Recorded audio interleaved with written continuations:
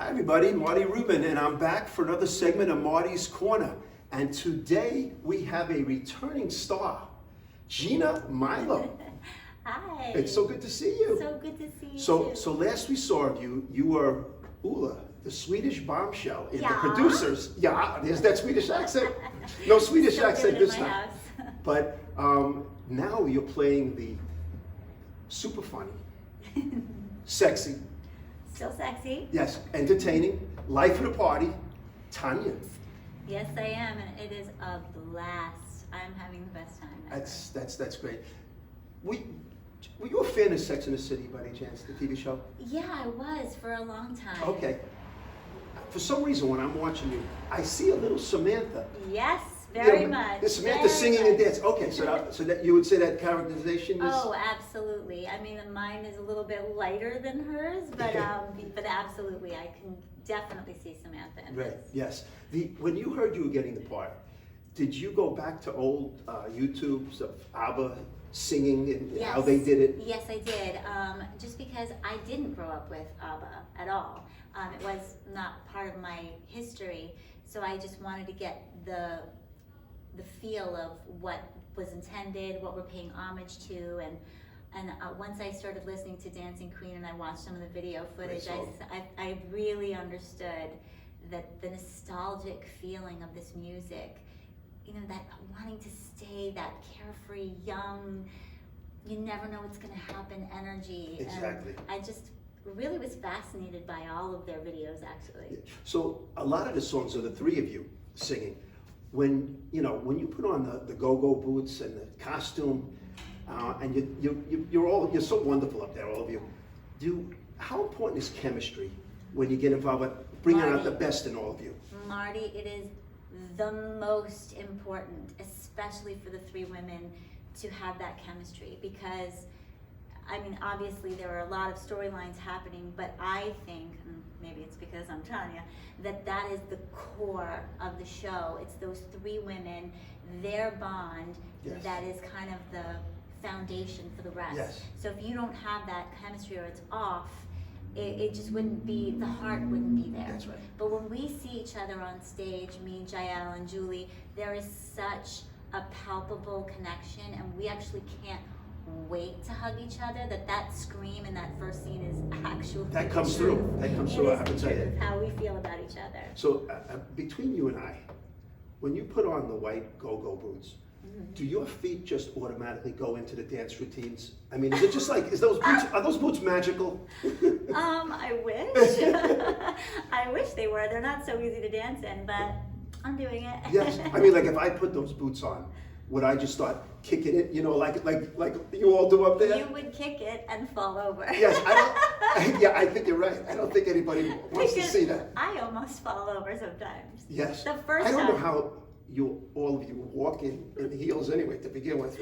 I And mean, dance, I'm Italian. My grandmother wore heels till the day she passed, and it's in my DNA. But those shoes are definitely special. That's great. So you are a fan of Marty's Corner, I know. Yes. All right. So you know there's going to be a sports analogy coming. Okay. Give it to me. And I know you're into sports a little bit. But, I am, okay, I so am. stay with me on this. One of the coolest things in sports is when somebody has a long career and is still very good at the age of 40, let's say, and they had a child at a young age, and the child is a protege, and can make it to the major leagues at, let's say, 19 or 20, and the two can play together in the major leagues. For instance, Ken Griffey Sr., he was a baseball player, very good player, and his son, Ken Griffey Jr., Hall of Famer, great player. LeBron James now talks about staying long enough to play with his son, Bronny.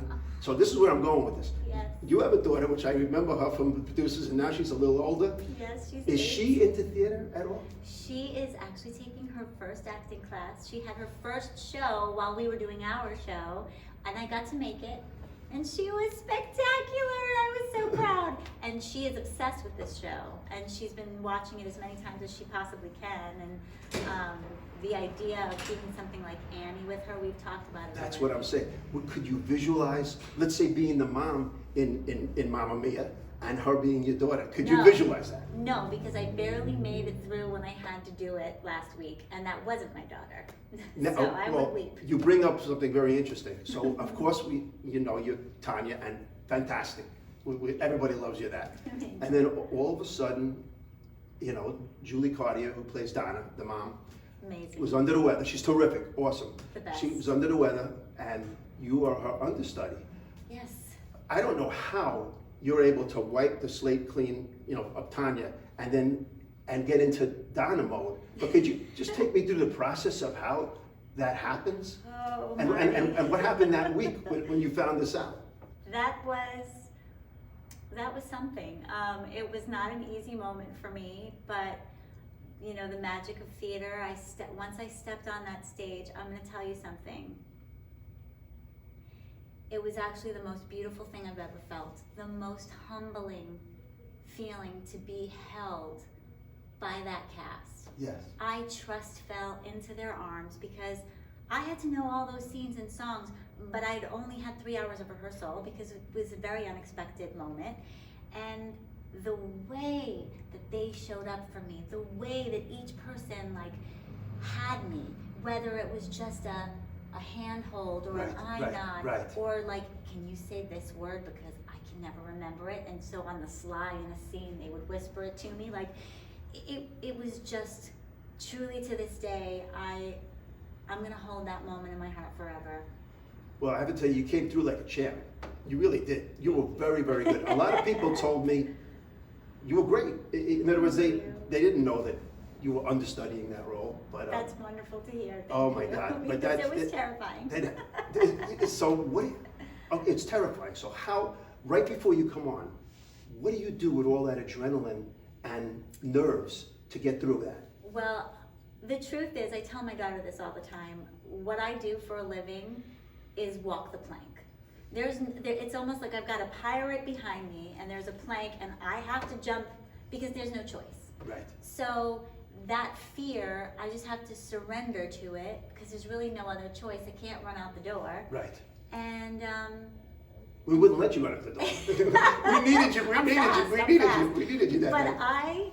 I have to say that that's what I love about what I do, is that I face my fears on the daily, sometimes more than I want to, and I grow from it. And that, to me, keeps me young, keeps me strong, keeps me growing, keeps me flexible. Yes. And I wouldn't change that for anything in the whole world. What's the perspective like when you're playing Tanya for all the performances, and now you're playing Donna, and you look out, and Courtney Fouquet was playing your role. She slayed it. She did. She really did. Absolutely amazing. But is it strange for you to look over and say, do you ever get outside your body and say, she's playing my part over there, or you can't afford to do that, You right? know what?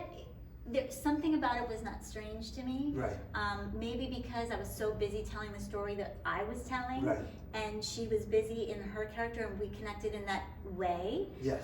That it felt very natural. I'd say the only moment that I really was aware of it was when she was doing Does Your Mother Know? And I could watch her from the wings and beam at her like a proud mama going, yes, that's awesome. my girl. Yeah. What do you, Mamma Mia is a super entertaining show. The crowd loves it. They're singing and dancing. Oh my God, it's a party. It's a party. Is. Well, but there's a message too in Mamma Mia. You know, Yes. what do you feel that message is for Mamma Mia? That is an excellent question. There are so many little messages in it, but I feel like when Sophie has her revelation about learning something about herself, Yes. it's kind of like, it almost has like a Wizard of Oz kind of a feeling. Yeah, that's good. Like she's coming back to herself, like she was chasing something that was outside of what she thought she needed to be whole. Yes. And then she realized she was already whole, that she already had the Right. love of her mom that was so incredibly special, and now 3 possible dads. That's right. And she didn't need to be anything other than who she was to feel worthy of Right. that kind of love. Yes. Or need to attach to marriage to feel complete. Yes. That's. And not that that's the only message of the show. No, there's a obviously lot, for but that's a good Tanya, one. That's a good one. It's a much different journey, but I just think that the whole show has such a nostalgia feeling, and the holding on to those memories, and just living in the now, I Yes, guess. which is a nice thought for today. With the Ah. craziness going on, it's nice to go back and relive those songs and just have a good time, you know. It's just what we need right now. Yes. It really is. It's great. It's great. Well, listen, Gina, it was such a pleasure for you Always. coming back on Marty's Corner. Now, there's two. So honored. We got to be get here. you. Maybe someday we'll do a third Maybe one. we want to do Annie. Maybe we'll have to see about that. But if I could just tell everybody that if you want to come out and see the amazing Gina Milo and the rest of this wonderful cast, and she's going to steal your heart. I promise you, she's going to steal your heart. All right, we're playing straight through Mamma Mia to Sunday, May 1st. We've added Wednesday nights and Sunday nights at 7 o'clock. So great opportunity to come out and see this wonderful cast, and we can't wait to see you at the Argyle Theater.